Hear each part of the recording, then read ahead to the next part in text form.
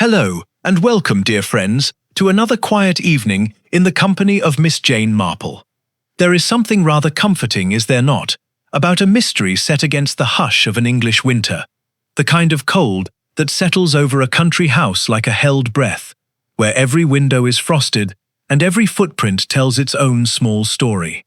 It is in just such a setting that our tale begins. At Ashcombe Hall, nestled deep in the Derbyshire hills, a party of guests has gathered for the Christmas season, drawn together by old friendships and older grudges. Nearby, a waterfall, usually a tumbling, noisy thing, has frozen entirely solid, transformed into a silent curtain of ice. But silence, as Miss Marple would tell you, is very often hiding something. When one of the guests is found lifeless at the foot of that frozen waterfall, the whole party is quick to call it a tragic accident, a careless slip upon the ice, all except one small, grey-haired lady with knitting needles and a memory for village gossip, who begins, quietly, to wonder. If you enjoy a good, old-fashioned puzzle, the kind with tea, alibis, and a killer hiding in plain sight, do stay with us till the end. Now, let us begin. Arrival at Ashcombe Hall. The train from London had been delayed twice, and by the time it drew into the little station of Compton Wick, the light was already failing, turning the snow-covered platform to a pale shade of blue. Miss Jane Marple, wrapped snugly in her grey wool coat and clutching her work-bag of knitting, stepped down onto the platform with the careful precision of a woman who had travelled by train a great many times and trusted it not at all. Miss Marple, is it? The voice belonged to a stout, red-faced man in a shooting jacket, who came hurrying along the platform with his breath clouding before him in the cold air. I am Colonel Bantry's man. Well, not his man exactly, but I've brought the car round from Ashcombe Hall. Name's Deacon, miss. Mrs. Harmon said you'd be arriving on the 4:15.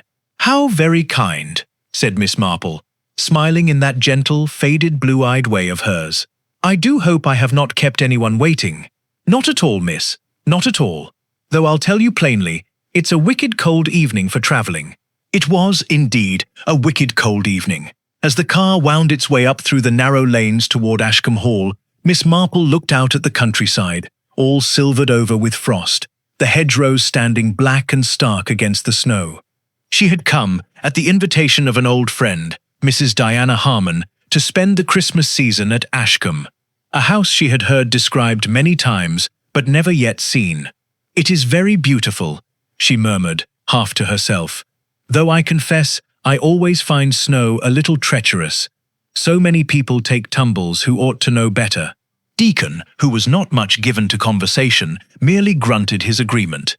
Ashcombe Hall, when at last it came into view, was a handsome grey stone house of the Georgian period, its windows glowing amber against the dusk, smoke rising thin and straight from a dozen chimneys into the still, cold air. It stood upon rising ground, and behind it, Miss Marple could just make out the dark shape of a wooded valley, through which, she had been told, ran the little river that fed the famous waterfall of Ashcombe Hall.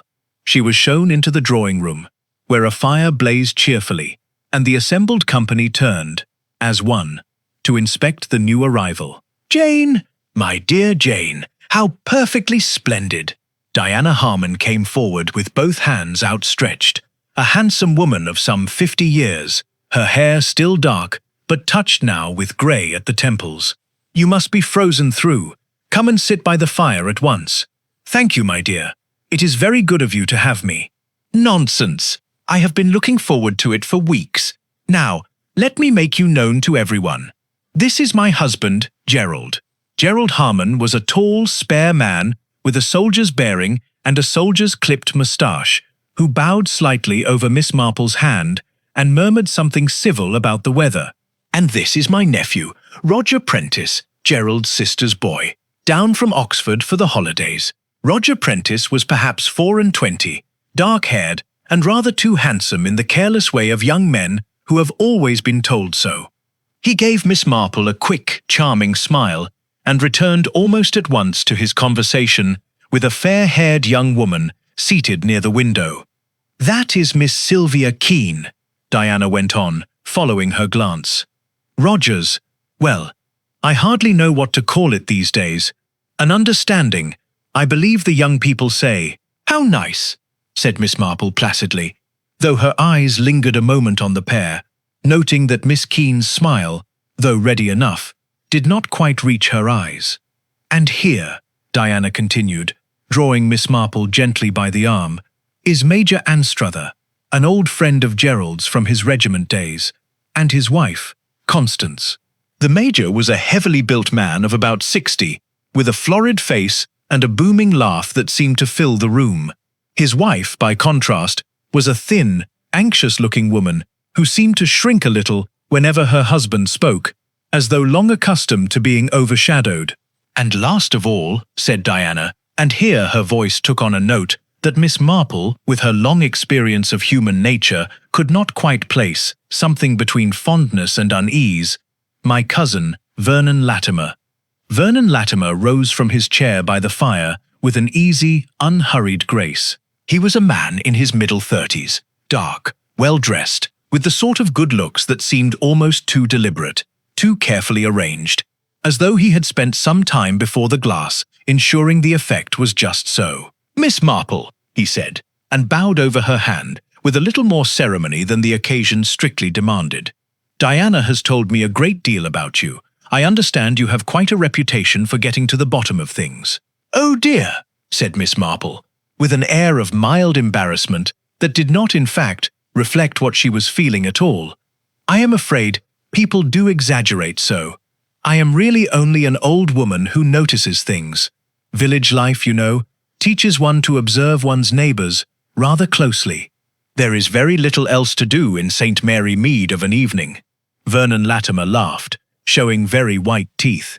A dangerous talent, in the wrong company. Oh, I do hope not, said Miss Marple, and smiled her gentle, vague smile, though something in the young man's tone had struck her as not quite a joke. Tea was brought in shortly afterward, and the conversation turned, as conversation among a party of guests thrown together for a week will always turn, to the entertainments planned for the following days. A shooting party, perhaps, if the weather held, charades on Christmas Eve, and, someone mentioned, a walk down to see the Ghyll, which had frozen over entirely this year, a sight not seen, so Gerald Harmon informed them with some pride, in over 20 years. It's remarkable, really, he said. The whole fall, solid ice from top to bottom. Roger and I walked down yesterday to look at it. Quite beautiful, in a cold sort of way, like something out of a fairy story. Or a ghost story, said Roger, with a grin at Sylvia, who did not smile back. Now, Roger, don't, said Diana, with a little frown. You know how superstitious the village people are about that place. Old Mrs. Pargeter was telling me only last week that a farmer's boy drowned there, must be 40 years ago now, and that the Ghyll has never quite forgiven the valley for it. Village nonsense, said Gerald comfortably, stirring his tea. It's a very fine waterfall and nothing more. We shall all walk down tomorrow, if the weather permits, and you may judge for yourselves. Miss Marple, sipping her tea and saying very little, allowed her mild blue eyes to travel once, slowly, around the room. From Roger Prentice's careless smile to Sylvia Keen's guarded one, from the Major's booming good humour to his wife's anxious silence, and last of all, to Vernon Latimer, who sat a little apart from the others, watching the fire with an expression she could not quite read. It was, she thought, a very pleasant gathering indeed. And yet, and this was a thought she did not share with anyone, there was something in the air of that warm, firelit room, some undercurrent she could not yet name, that reminded her, very faintly, of the deep and treacherous stillness of water beneath a covering of ice. The Frozen Ghyll.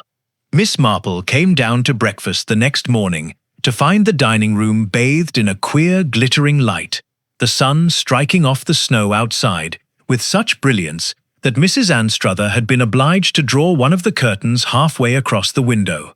"Good morning, Miss Marple," said Diana, looking up from behind the coffee pot. "I do hope you slept well. The east rooms are dreadfully cold, I'm afraid, whatever we do with the fires." "I slept very well indeed, thank you, my dear. I always find that a hot water bottle answers better than any amount of coal." Miss Marple seated herself and accepted a cup of coffee. "What a very beautiful morning it is." "Beautiful, but bitter," said Major Anstruther from behind his newspaper. 10 degrees of frost last night, so the wireless says. Good for the shooting, though. Birds sit close in this sort of weather."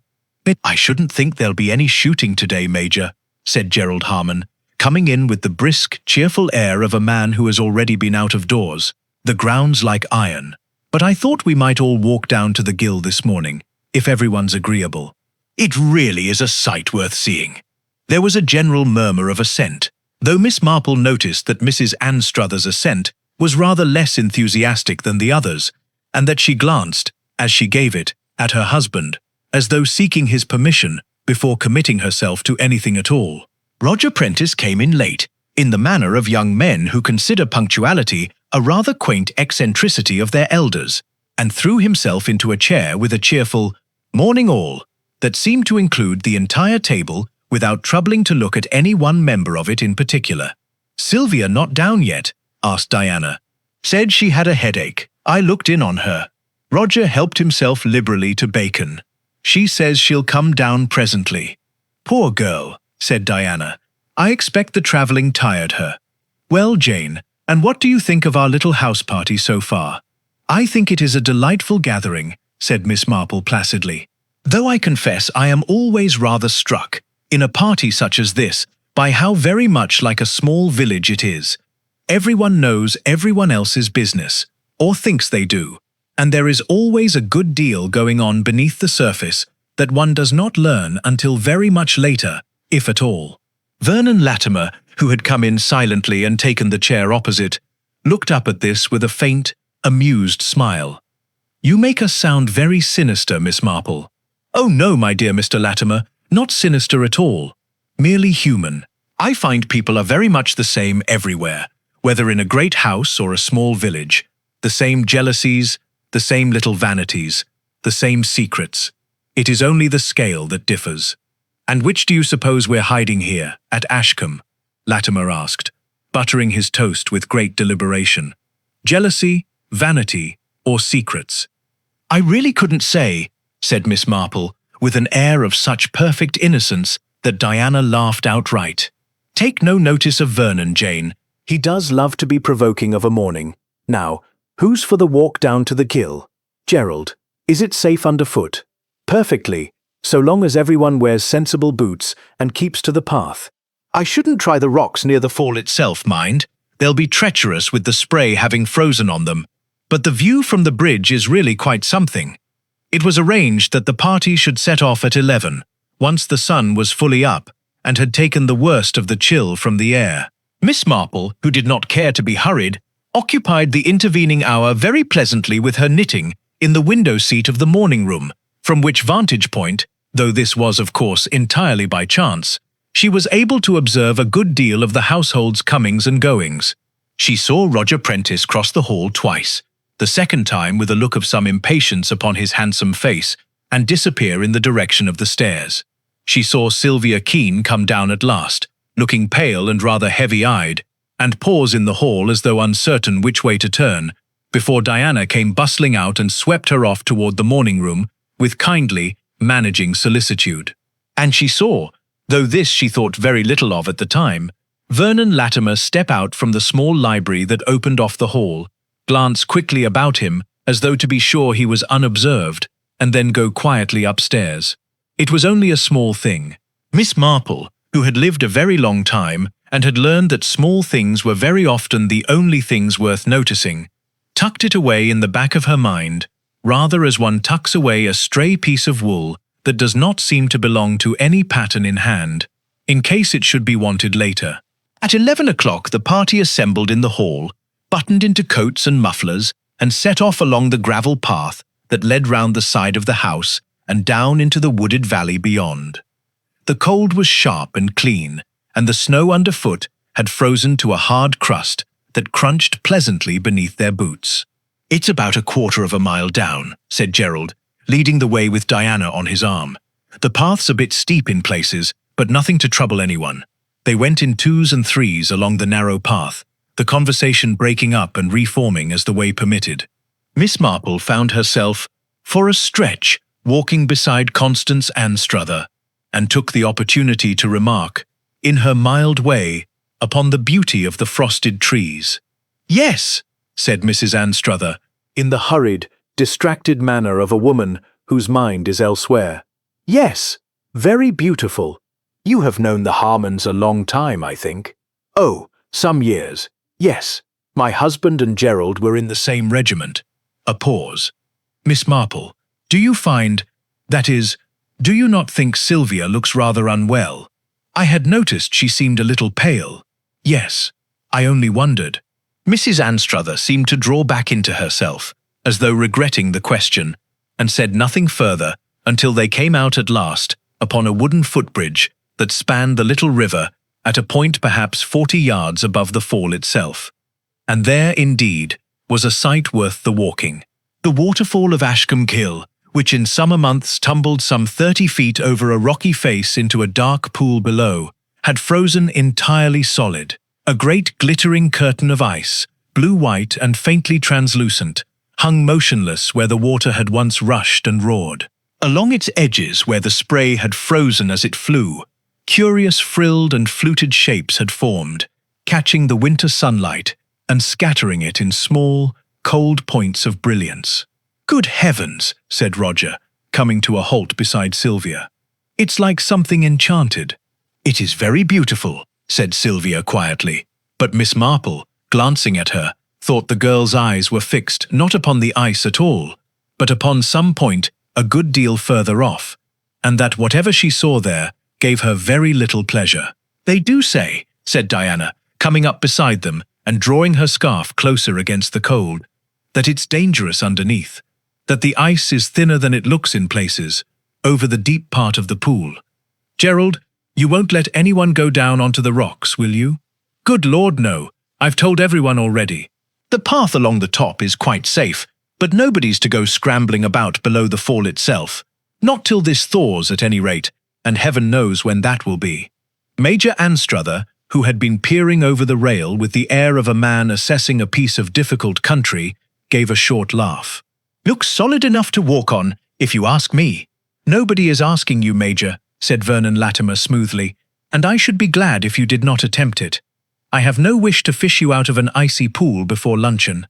There was general laughter at this, though Miss Marple noticed that the Major's face darkened for just a moment before he joined in, and that his eyes, resting briefly on Latimer, held something considerably less good-humoured than the laugh that accompanied it. They stood a little while longer upon the bridge, admiring the frozen fall from every angle, before the cold at last drove them back toward the house and the promise of a hot luncheon. Miss Marple, walking a little apart from the others as was her habit, found herself turning once to look back at the great silent curtain of ice, glittering coldly in the winter sun. It really was, she reflected, a very beautiful thing.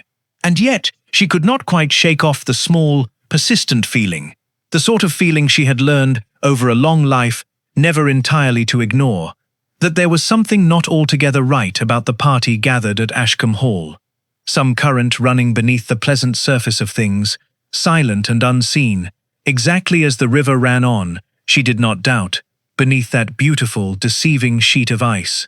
Wet boots and quiet words. Luncheon was a cheerful enough affair, with a great deal of talk about the afternoon's plans. Gerald wished to take the Major out to look at a stand of timber he was thinking of having felled, while Diana proposed that the younger people might like to try their hand at skating on the mill pond, which froze more safely than the Ghyll, and was, she said, perfectly good for the purpose. "I don't skate," said Sylvia, rather quickly. "I think I shall stay in and write letters." "Oh, but you must come and watch, at least," said Roger. "It's no fun without an audience." "Perhaps." Sylvia did not look at him as she said it, and buttered her roll with great attention, as though the operation required all her concentration. Miss Marple, seated between Vernon Latimer and Mrs. Anstruther, occupied herself with her soup and appeared to take no particular notice of anything. But she observed, all the same, that Roger's cheerful persistence had a faintly false ring to it, like a man whistling to keep his spirits up, and that Sylvia's refusal however lightly given, had cost her some effort. "You are very quiet today, Vernon," said Diana from the head of the table. "Not sickening for anything, I hope." "Not at all," said Latimer. "Merely thinking." "Dangerous habit," said Roger with a grin. "So Miss Marple tells us." "I said nothing of the kind," Miss Marple protested mildly. "I said only that people who notice things are sometimes thought dangerous by those who would rather not be noticed. There is a considerable difference." "And do you think," said Latimer, turning to her with that same faint, watchful smile she had noticed the evening before, "that there is a great deal going on here that would rather not be noticed?" "I really couldn't say, Mr. Latimer. I am only a visitor, after all, and know very little of anyone's affairs." "I shouldn't be too sure of that," said Latimer softly, and turned back to his soup, leaving Miss Marple to wonder, though she wondered without any appearance of wondering at all, which was a talent she had cultivated over a good many years, exactly what he had meant by it. After luncheon, the party dispersed according to the plans laid, and Miss Marple, declaring herself too old for skating and too fond of her own fireside for standing about in the cold to watch it, remained in the morning room with her knitting and, ostensibly, a 3-day-old copy of the Times. It was there that Diana found her, some half an hour later, looking rather harassed. "Jane, I wonder if I might ask your advice about something." "Of course, my dear. Do sit down." Diana sat, twisting her hands together in a manner quite unlike her usual brisk self-possession. "It's Sylvia. I am a little worried about her, and I hardly know why, except that she has not been herself since she arrived, and I cannot get out of her what the matter is."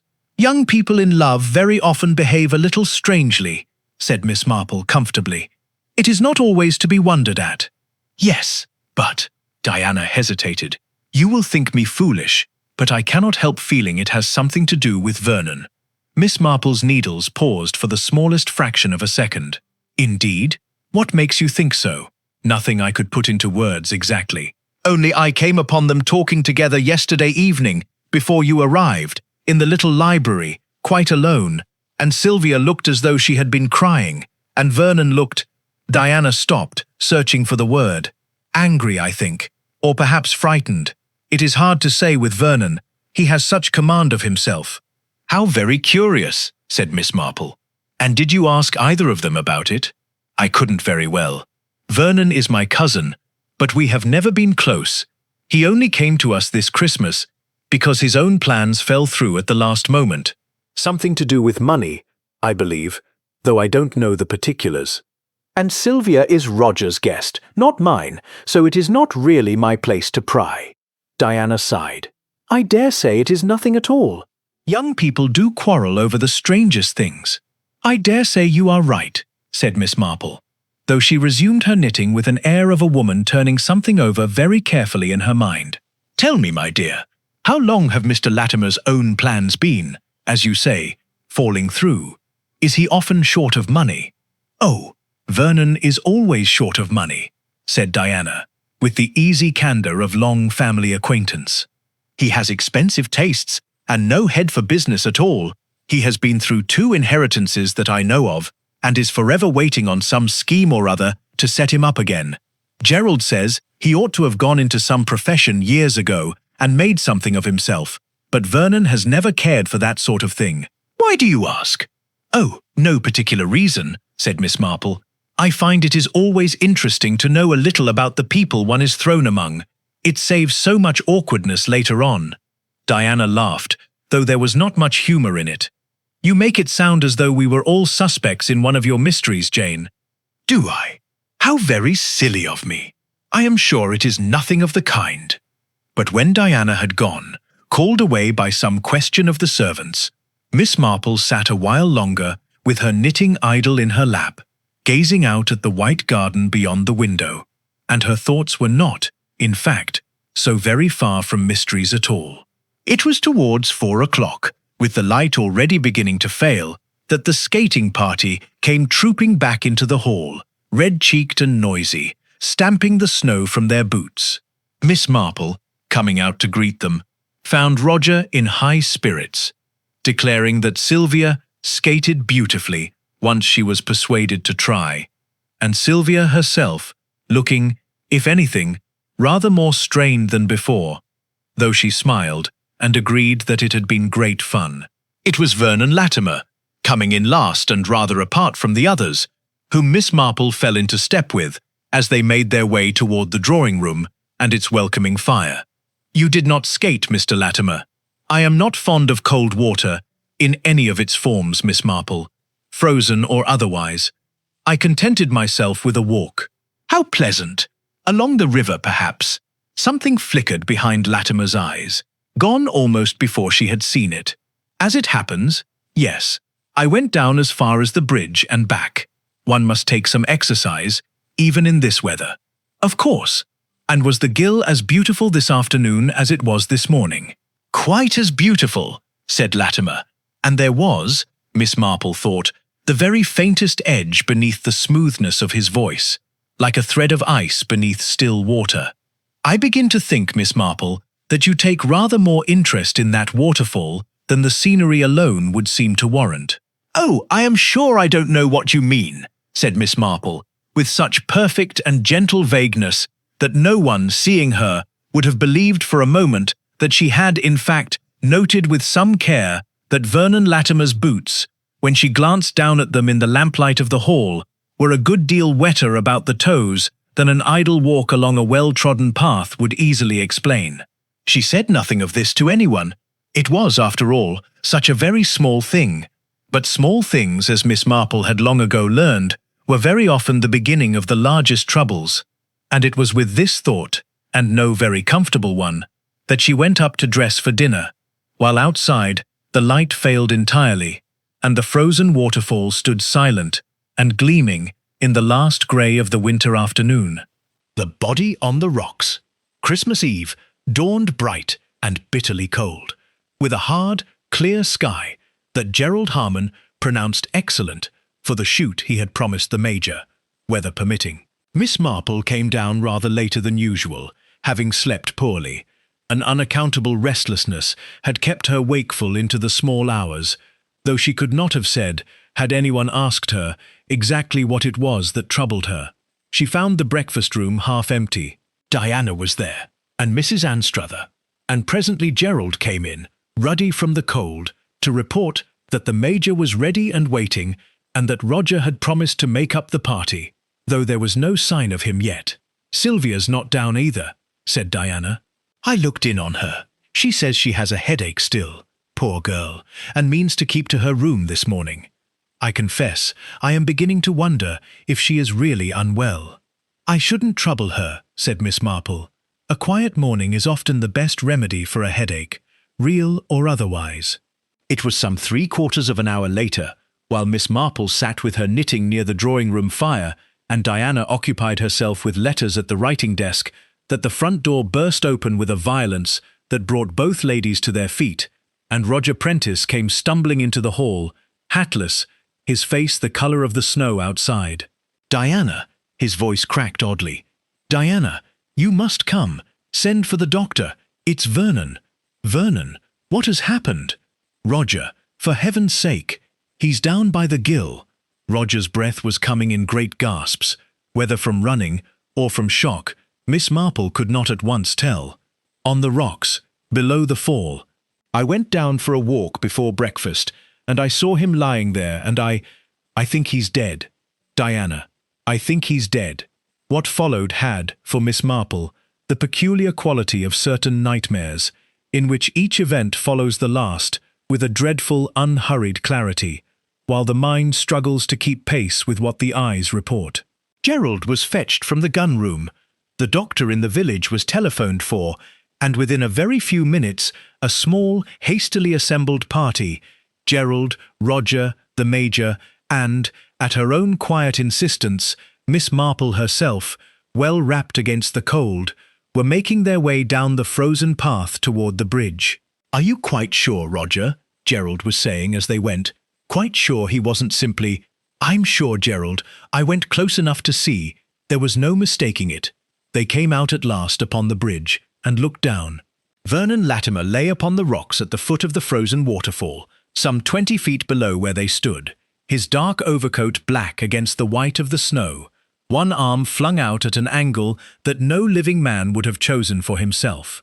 The ice of the fall rose behind him, glittering and terrible in the morning light, and there was, Miss Marple noted with a small, cold shock, a dark stain upon the rocks near his head that could not be mistaken for anything but what it was. "Good God," said the Major, quite low.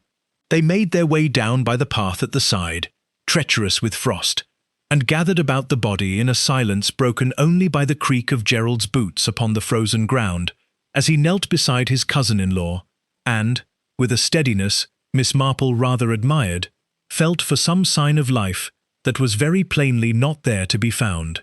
"He's quite dead," said Gerald, rising. "Been dead some hours, I should think, by the look of him. Poor Vernon. He must have gone down onto the rocks in the dark last night. Heaven knows why, when I'd told everyone plainly enough not to, and slipped. The ice must have given way beneath him, or he lost his footing on the rocks. It's exactly what I feared might happen." "Looks as though he struck his head," said the Major, examining the ground with the eye of a man who had seen a good many accidents in his time. "There, on that flat rock. Nasty way to go." Miss Marple, standing a little apart, said nothing, but her eyes moved slowly over the scene before her, over the position of the body, the angle of the outflung arm, the dark stain upon the rock, and the smooth, unbroken curtain of ice rising above it all, exactly as beautiful and exactly as silent as it had been the morning before. "We ought not to move him," she said at last in her mild way, "until the doctor has seen him. I believe that is generally thought best, in cases of sudden death." "Quite right, Miss Marple," said Gerald, a little surprised, perhaps, to be reminded of correct procedure by so gentle-seeming a lady. "We'll wait for Dr. Haydock. Roger, you'd better go back and see that Diana keeps the ladies away from this. It is not a sight for them." Roger, who had said very little since his first outburst, and stood now white-faced and silent, staring at the body of the man who had, only the evening before, sat laughing across the dinner table, seemed to rouse himself with an effort. "Yes, yes, of course." He turned to go, then paused, looking back at the fall with an expression Miss Marple found it difficult to read. "He must have come down here alone, after we'd all gone up. Why on earth would he do that, in the dark, in this cold?" "That," said Miss Marple quietly, "does seem to be rather the question. Dr. Haydock, when he arrived some 40 minutes later, a brisk, sensible man whom Miss Marple was pleased to find possessed of a good deal more sense than the general run of country doctors, made his examination with a thoroughness that she noted with approval, and delivered his preliminary opinion with the caution of a man unwilling to commit himself before he had proper grounds for doing so. "Death would appear to have occurred sometime between 10 o'clock last night and 2 this morning," he said, straightening up at last and dusting the snow from his knees. "The injury to the head is consistent with a fall onto the rocks, a single heavy blow, here, at the base of the skull. Whether that blow was struck in a fall, or—" He paused, glancing about at the assembled company with a certain reserve. "Or by some other means, I am not at this stage prepared to say. The body will need to be examined more fully before I can be certain." "You mean," said Gerald slowly, "that it might not have been an accident?" "I mean that I am not yet in a position to say what it was, Colonel Harmon, and I should not care to guess in front of witnesses. I shall want to speak to the local police, and I think, in the circumstances, we had better have Inspector Corrigan out from Melbury to take a look at things before the body is disturbed any further."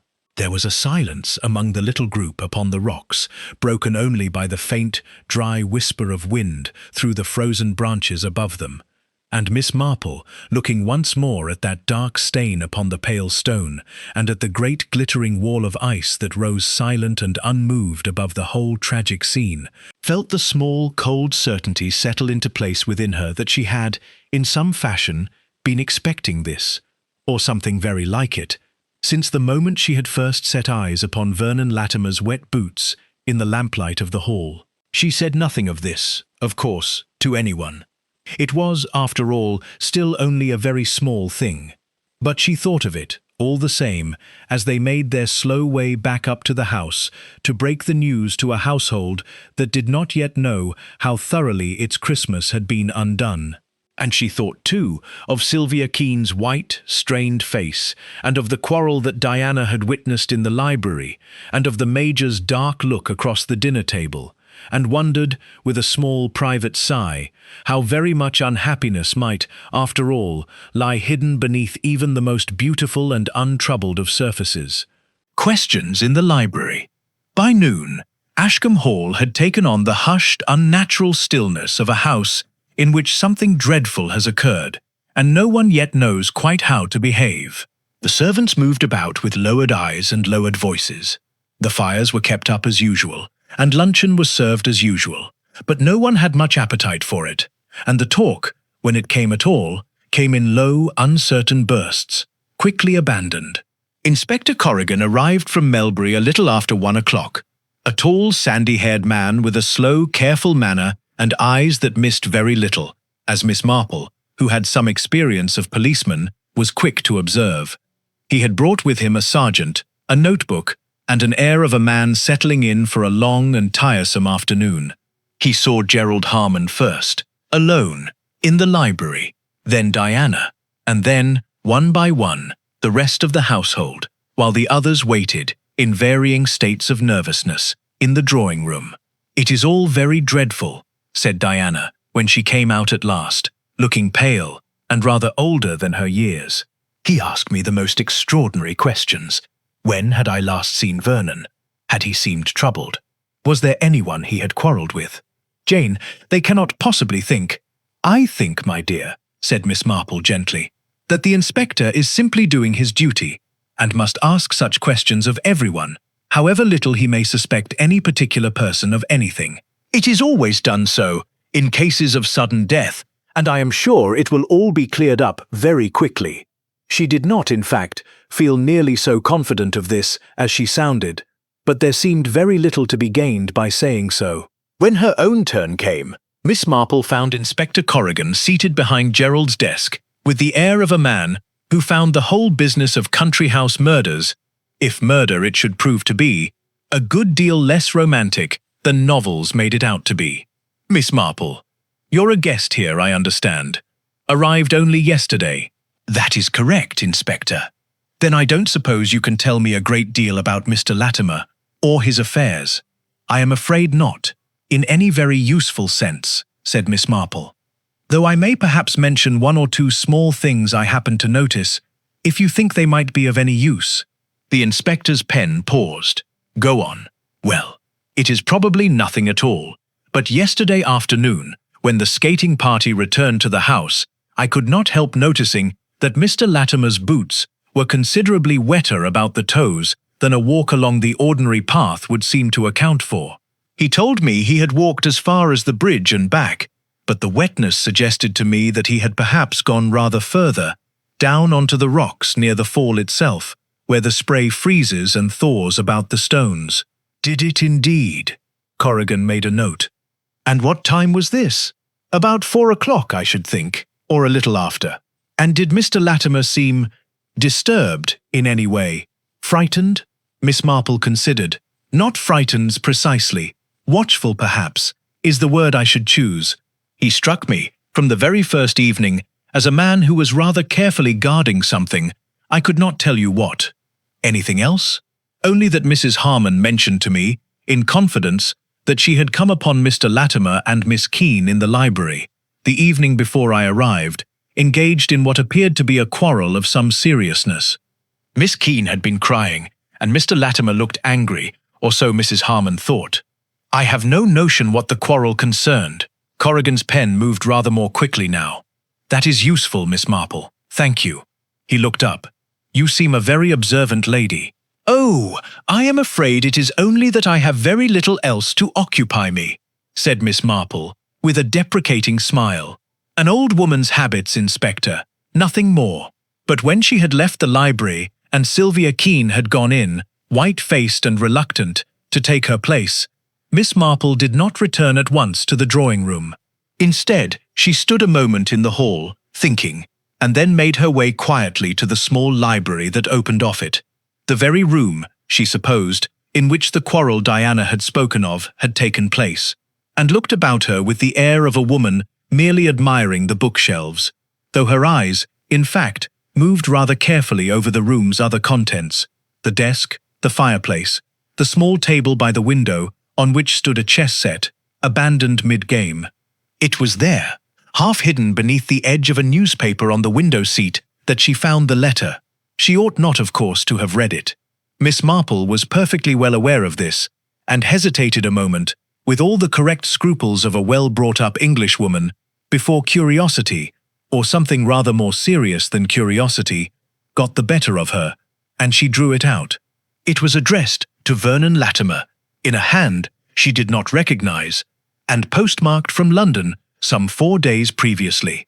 It was short, and its message, though carefully phrased, was not difficult to understand, even for a reader as unversed in financial matters as Miss Marple believed herself to be. Dear Latimer, I am sorry to press you, but I must have some definite answer by Christmas. You know very well what will happen if the matter comes out before then, and I do not think either of us wants that. If you cannot raise the money by other means, I am afraid I must speak to your cousin directly. Miss Marple read this through twice, folded it carefully, and, after a moment's further hesitation, replaced it exactly where she had found it, beneath the newspaper, resolving to mention its existence to Inspector Corrigan at the very first opportunity, though she rather doubted whether she ought to have moved it at all, even to read it, and felt a small private pang of conscience on the point which she did not entirely succeed in reasoning away. She was still standing there, thoughtful, when Sylvia Keene came out from her interview with the inspector, and very nearly walked into her. "Oh, Miss Marple, I beg your pardon, I didn't see you." The girl's eyes were red, and her hands, Miss Marple noticed, were trembling very slightly as she drew her cardigan closer about her. "My dear, you look quite done in. Come and sit down a moment." Miss Marple guided her gently to a chair. "It has all been a very great shock, I know. It's not just the shock." Sylvia's voice was low and unsteady. "Miss Marple, everyone will think, they will say I had something to do with it, because of the quarrel, and it isn't true. It isn't anything like what they will think. Suppose you tell me what it was about," said Miss Marple, in the comfortable, unhurried tone that had, over a great many years, encouraged a great many people to tell her things they had not, at the outset, intended to tell anyone at all. Sylvia hesitated, glanced toward the closed library door, and then, in a rush, as though the words had been dammed up too long to be held back any further, began to speak. "A letter signed R.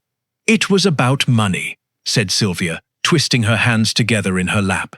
"Vernon owed a great deal of it.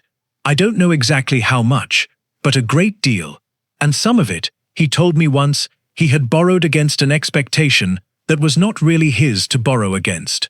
"Against Ashcombe, do you mean? Against Mr. Harmon's estate?" Sylvia looked up, startled. "How did you know that?" "I did not know it, my dear. I only guessed." "Pray go on." "Roger told me, in confidence, months ago in London, that Vernon had been borrowing money from some rather unpleasant people, on the strength of hints he had dropped about being remembered handsomely in Gerald's will. Gerald has no children, you see, and Diana's only nephew is Roger himself, so there was never any real reason Vernon should expect anything at all, but he had a way of implying things, of letting people draw their own conclusions, and I think he had let it be drawn a good deal further than the truth would bear." "I see. And the quarrel? Vernon asked me," Sylvia's voice caught. "He asked me to lend him money, a large sum. He knew I have some of my own, from my grandmother, and he as good as told me that if I did not help him, he would let slip something to Roger that would end things between us for good. I don't even know what he meant by it, some old foolishness of mine, before I knew Roger at all, that I had thought quite forgotten. I was so frightened and so angry that I told him I never wanted to speak to him again, and I have scarcely spoken to him since, except when I could not avoid it." She pressed her hands to her face. "And now he is dead, and I keep thinking, if only I had given him the money, Perhaps none of this would have happened. You must not think anything of the kind, said Miss Marple firmly. A person who resorts to threats to obtain money is engaged in a very ugly business indeed, my dear, and you are not to blame yourself for having refused him. Does Roger know of any of this? No, that's the worst of it. If Vernon had told him, she stopped. Have you told the inspector what you have just told me? Some of it. Not the part about what Vernon threatened to tell Roger. I couldn't. I was too ashamed. Miss Marple patted the girl's hand gently. I think, my dear, you would do very much better to tell him everything, however painful. It is my experience that concealment in such matters very rarely does anyone any good, and very often does a great deal of harm, to the person concealing quite as much as to anyone else. Sylvia did not answer this directly, but after a moment, she rose, murmured something about washing her face before tea, and went away up the stairs, leaving Miss Marple to her thoughts, which were, for the remainder of that afternoon, very busy indeed. It was not until after tea, a subdued meal at which very little was eaten and less said, that Miss Marple found the opportunity she had been waiting for, and drew Inspector Corrigan aside in the hall. Inspector, I wonder if I might trouble you with one further small matter. She told him of the letter in the library, and watched his sandy eyebrows draw together with interest. Signed only R, you say? Yes. I confess I do not know who might have sent it, though the tone suggested someone to whom Mr. Latimer owed a considerable sum, and who was growing impatient for payment. We'll have that letter then, and no mistake. Corrigan made a note. You've a sharp eye, Miss Marple, if you don't mind my saying so. It is only that I have had a good deal of practice in noticing small things, Inspector. One learns, in a village, that very little is ever quite so simple as it first appears. She hesitated. May I ask, has the medical examination been completed? Dr. Haydock seemed uncertain this morning whether the injury was consistent with an accidental fall. Corrigan's face grew guarded, in the manner of policemen the world over when asked a direct question they have not yet decided whether to answer. I don't mind telling you, Miss Marple, since you seem to have your wits about you, and this'll be common knowledge soon enough. Dr. Haydock's very doubtful the fall alone did it. The blow's in the wrong place for a man simply losing his footing and going down backward. And there's a deal of ice broken away just at that spot that oughtn't to be broken if he'd merely slipped on the surface. It looks to Haydock, and I'm bound to say, it looks to me too, as though Mr. Latimer went into that ice with some considerable force. More force, if you follow me, than a man generally manages to apply to himself, slipping on a dark night. You mean, said Miss Marple quietly, that you believe he was pushed? I mean, I don't rule it out. And that being so, I'll want to know exactly where every soul in this house was between 10 o'clock last night and 2 this morning, and I don't doubt you've noticed something further on that head as well, if I asked you. Miss Marple considered this with the particular care she gave to any question upon which she was not perfectly sure of her ground. I could not swear to anything, Inspector, but I will say that Major Anstruther appeared to me, on more than one occasion, to regard Mr. Latimer with something considerably less than friendliness, though I could not tell you the reason for it. And I understand that Mr. Roger Prentice discovered the body this morning during what he described as an early walk, though it struck me as a very cold hour for a young man to choose for exercise on Christmas Eve, when he might very reasonably have stayed in bed. I'd thought as much myself, said Corrigan grimly, closing his notebook. Well, Miss Marple, I'm obliged to you. I think we'll all know a good deal more by tomorrow than we do today. He was very much mistaken in this, as it happened, though neither he nor Miss Marple could have known it at the time, for the next 24 hours were to bring not clarity, but a further and still more perplexing complication. And it was in following up what she believed, at first, to be a very promising line of inquiry that Miss Marple herself was to make the one considerable error of judgment that she would look back upon, in later years, with a certain rueful amusement, but which came very near, at the time, to sending the whole investigation down quite the wrong path entirely. The wrong scent. It was Major Anstruther, in the end, who occupied the greater part of Miss Marple's attention over the following day, Christmas Day itself, though there was little enough of festivity about it, the household moving through a subdued version of the customary rituals with an air of people performing a duty rather than enjoying a celebration.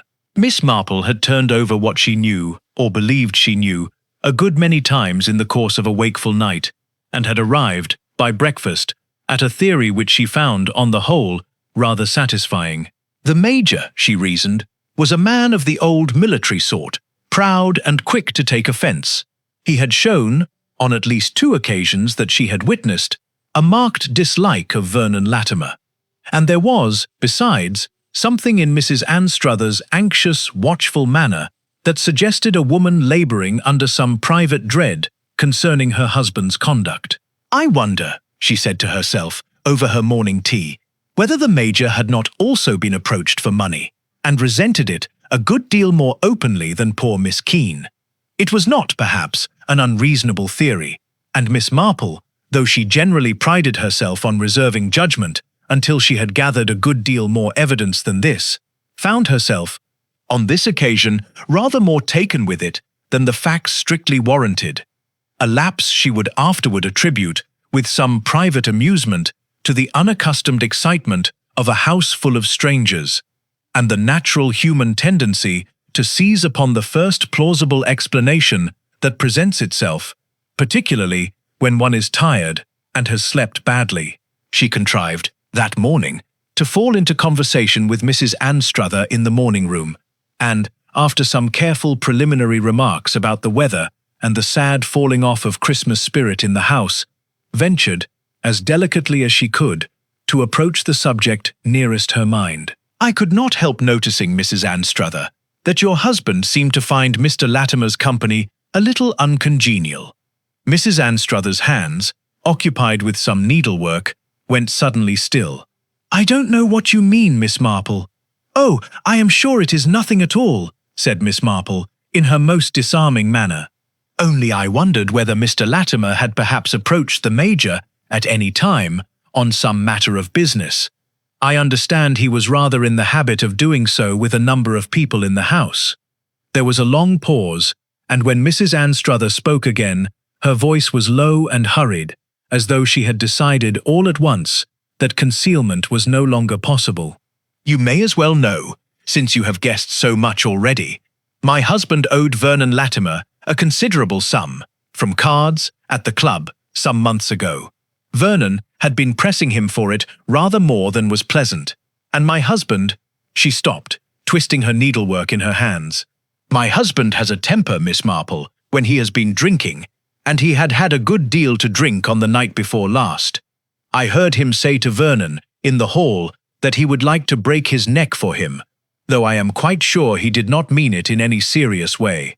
Gentlemen say such things when they are angry, and think nothing more of them." "I am sure that is very often the case," said Miss Marple, though her mind had already leapt ahead, with a small thrill of vindication, to what seemed to her the natural and inevitable conclusion. "And where was the Major on the night in question, after the rest of the party had gone up to bed?" "I don't know," said Mrs. Anstruther wretchedly. "He did not come up until very late. I had fallen asleep and did not hear him."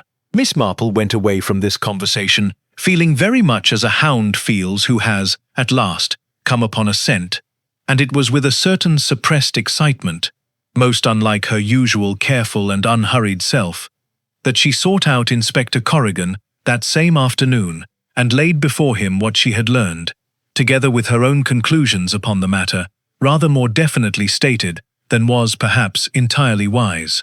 Corrigan heard her out with attention, and then, to her considerable surprise, shook his head slowly. "I'm afraid that won't quite do, Miss Marple, tempting as it looks. I had the Major's movements checked most carefully yesterday afternoon, once I'd heard something of this quarrel from one of the servants. He was in the billiard room with Colonel Harmon and young Prentice from 9:30 until well past midnight, the 3 of them playing cards, and the footman can confirm it, having been in and out with drinks the whole while. He never left the room above 5 minutes together, and that only once, to fetch cigars. It's not near enough time to go down to the Ghyll and back, Not on a night as dark and cold as that, and not without his absence being noticed by two other gentlemen sitting not 6 feet away from where he sat. Miss Marple felt the colour rise a little in her cheeks. An old woman's blush, she thought ruefully, at having been so certain of a thing that had turned out, on the plainest and most easily checked of evidence, to be nothing at all. "I see," she said, rather more quietly than she had spoken a few moments before. "I am afraid, Inspector, I allowed myself to be a good deal more certain than the facts warranted. It is a fault I generally try to guard against, and I am sorry to have wasted your time with it." "No harm done," said Corrigan, not unkindly. "It was worth checking, and I'd rather a witness told me too much than too little, but it does mean we're back where we started, more or less. Unless this business of Miss Keene and the letter points anywhere useful, which I'm bound to say I haven't yet found that it does." Miss Marple, walking back toward the drawing-room a little chastened, reflected, not for the first time in her long life, nor, she suspected, for the last, that there was a particular danger in becoming too pleased with one's own cleverness, that a theory arrived at too quickly and held too firmly had a way of blinding one to facts that did not fit it, and that she would do very much better, in the time remaining, to set aside her convictions entirely and look again, with a mind as empty and as watchful as she could contrive to make it, at everything she had seen and heard since her arrival at Ashcombe Hall. It was in this chastened and more careful frame of mind that she came, that same evening, quite by accident, upon the one fact that was to alter her whole view of the matter. She had gone up rather early, pleading tiredness, and it was on her way along the passage to her room that she passed the open door of the small sewing room where Diana kept, among other things, the household's collection of old photograph albums, brought out, she supposed, in some attempt to distract the family from its troubles with happier memories. One album lay open upon the table, and Miss Marple, never able to resist an old photograph any more than she could resist a ball of loose wool, paused to look. It was a picture, faded now, of a much younger Vernon Latimer, standing beside a young man she did not at first recognize, and then did, with a small, sharp intake of breath, for it was unmistakably Roger Prentice, though a Roger some 10 years younger, still a schoolboy by the look of him, standing close beside Latimer, with his arm through the older man's, in the manner of boys who greatly admire an older relation. Beneath the photograph, in Diana's careful hand, was written, "Vernon and Roger, summer before R went up to school. V was so good to him after his father died."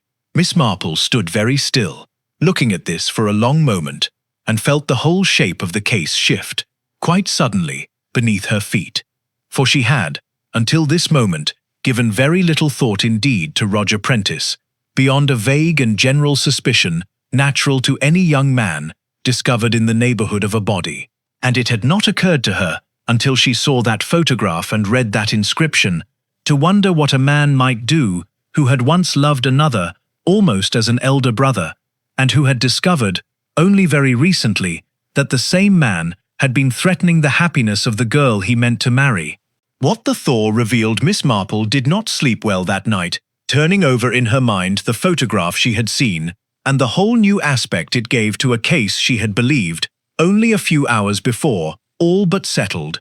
She rose early, before the rest of the household was stirring, and found, to her surprise, that Inspector Corrigan was already in the breakfast room, drinking coffee alone. "You're an early riser yourself, Miss Marple. I find I think more clearly before breakfast than after it. I wonder if I might ask you something. When exactly did the snow stop falling on the night before last?"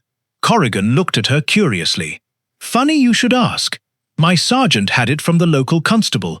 There was a light fall of snow between about 2 and 3:30 in the morning, and nothing after that." "Why do you ask?"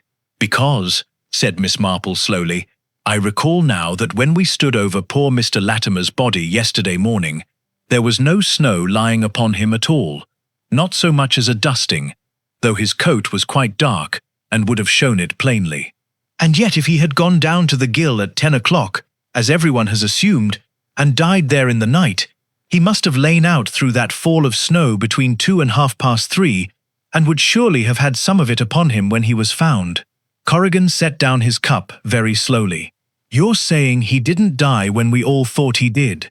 I am saying I believe he died after 3:30 in the morning, perhaps a good deal after, and not, as everyone has naturally assumed, shortly after he went down there at 10 o'clock the night before. And if that is so, Inspector, then a great many alibis that seemed to close the matter yesterday no longer close it at all. The Major's game of billiards, ending at midnight, tells us nothing whatever about where he was at 6 in the morning. Nor, I am afraid, does it help Mr. Roger Prentice, who discovered the body, very early, by his own account, and quite alone. Prentice? Corrigan's eyes narrowed. You think it was Prentice? I think, said Miss Marple carefully, that we ought to ask him a good many more questions than we have yet asked him. And I think, in particular, we ought to ask him why a young man in love with Miss Keene should have gone out walking, alone, at such an hour, on a morning so bitterly cold that no one else in the house had stirred. It was an hour later, in Gerald Harmon's library, with Corrigan seated once more behind the desk, and Miss Marple, at the inspector's own quiet request, permitted to remain in a corner chair, that Roger Prentice was sent for a second time. He came in looking, Miss Marple thought, considerably older than he had appeared 4 days before, the careless, handsome confidence gone quite out of his face, leaving something drawn and grey in its place. Sit down, Mr. Prentice, said Corrigan. I've one or two further questions. Of course, you told me yesterday that you went out for a walk before breakfast on Christmas Eve morning and came upon Mr. Latimer's body quite by chance. I'd like you to tell me again, if you would, exactly what time you left the house. About 7:30, I think.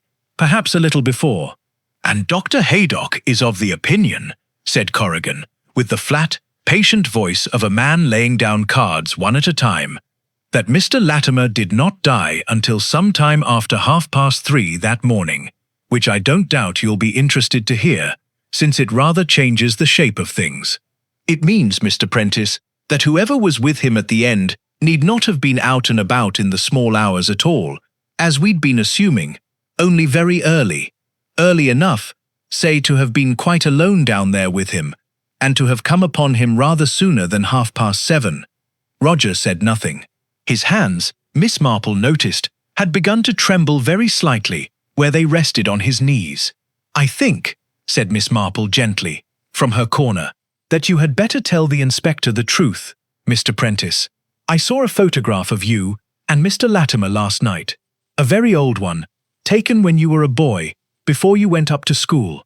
Mrs. Harmon had written beneath it that he was very good to you after your father died. Something in Roger's face broke at this, quite suddenly, like ice giving way beneath a weight it can no longer bear. He was, he said, in a voice that had gone very low. He was the only person who... He stopped and pressed his hand hard against his eyes. Sylvia told me everything 2 nights ago. Not all of it. She still won't tell me what he threatened to say about her, but enough. That he'd been bleeding money out of her with threats, the way he'd been bleeding it out of half the people who ever trusted him. I couldn't believe it of him, not at first. He'd been like an elder brother to me once, when I had no one else. I went down at first light, before anyone else was up, meaning only to talk to him, to ask him if it was true, and to tell him he must leave Sylvia alone, whatever it cost me to make him do it. And did you find him there? He was already down on the rocks when I came to the bridge. I don't know why, unless he'd gone down to look at the ice again. He was always fond of standing about admiring things that weren't his. I called out to him and went down after him, and we quarrelled, dreadfully. He laughed at me. He said Sylvia's little secret was worth a good deal more to him than my opinion of him, and that I might go to the devil, and Sylvia along with me, if I didn't like it. Roger's voice had begun to shake. I took hold of him. I only meant to shake some sense into him. I swear before God that was all I meant. And he pulled away from me too quickly, and his foot went from under him on the ice, and he went backward against the rocks, and he could not finish. Corrigan let the silence hold a moment before he spoke again, not unkindly. You didn't push him. I had my hands on his coat. I don't know. I've asked myself 100 times since Whether if I hadn't touched him at all, he mightn't have kept his footing. I don't know. I only know I stood there afterward and looked at him lying on those rocks, and I understood that whatever I said, no one would ever quite believe I hadn't meant it, because I might so easily have meant it. I have spent 4 days since, wondering whether I meant it myself. And you said nothing, said Corrigan, and went back to the house and came down again later and pretended to find him for the first time. I couldn't think what else to do. I am not proud of it, Inspector. There was a long silence in the library, broken only by the small, steady click of Miss Marple's knitting needles, which she had, out of long habit, taken up again without quite realizing it. I do not think, Mr. Prentice, she said at last, that any court in the land will call what you have described murder. It sounds to me a great deal more like a very unhappy accident, arising out of a quarrel you had every reason in the world to have. But you will find, I think, that things go a great deal better for you, and will trouble your own conscience a great deal less in years to come, for having told the truth today, however painful, than they would ever have gone for you in continuing to conceal it. Roger Prentice put his face in his hands and said nothing at all, and it was left to Inspector Corrigan, some while later, to make what he could of the tangled business, the debts, the threats, the letter signed only R, which proved to have come, in the end, from a moneylender in London, with no connection to the case, beyond the ordinary business of usury, and which had very nearly, in Miss Marple's own private estimation, led the whole inquiry astray a second time. Miss Marple left Ashcombe Hall 3 days later, when the snow had begun at last to soften, and the frozen waterfall, so Gerald told her, showed the first thin, dark line of running water down its centre, where the thaw had begun to eat away at the ice from within. I am so very sorry, Jane, said Diana, seeing her to the car, that your visit should have ended in such dreadful circumstances. My dear, said Miss Marple, settling her rug about her knees, I have found, over a long life, that very few gatherings of people are ever quite so peaceful as they first appear. There is generally something beneath the surface, if one only troubles to look for it, very like your waterfall, I think, which seemed so solid and so still, and hid, all the while, a great deal of trouble running on beneath. She thought of this again, some weeks later, when a letter came from Diana to say that Roger, though he would face a lesser charge, had been dealt with gently by the court, in view of the circumstances, and that Sylvia had stood by him steadfastly throughout. And Miss Marple, setting the letter down beside her tea things in the quiet of her own small house in St. Mary Mead, reflected, not for the first time, that ice of every kind, the ice of a frozen river, and the ice of a carefully composed face, was apt to look, from a little distance, very much more solid and unbroken than it generally proved to be, underneath.